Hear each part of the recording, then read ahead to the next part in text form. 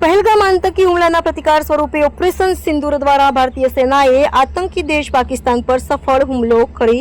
વિશ્વને ભારતની શક્તિનો પરિચય કરાવ્યો। આ બહાદુરી ભર્યા કાર્ય અને નેતૃત્વના સન્માનમાં તેમજ શહીદોને શ્રદ્ધાંજલિ અર્પણ કરવા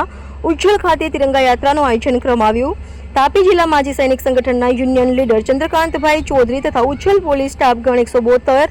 નિઝર વિધાનસભાના ધારાસભ્ય શ્રી ડોક્ટર જયરામ ગામિતજી, તાપી જિલ્લા ભાજપ સંગઠન પ્રમુખ શ્રી સુરજભાઈ વસાવાજી, તાપી જિલ્લા પંચાયત પ્રમુખ શ્રી ઝાલમસિંહ વસાવાજી, ઉચ્છલ તાલુકા પંચાયત પ્રમુખ શ્રીમતી મંજુલાબેન વળવી, ઉચ્છલ તાલુકા વિકાસ અધિકારી શ્રી, ઉચ્છલ તાલુકા મામલતદાર શ્રી, ઉચ્છલ તાલુકા ભાજપ સંગઠન પ્રમુખ શ્રી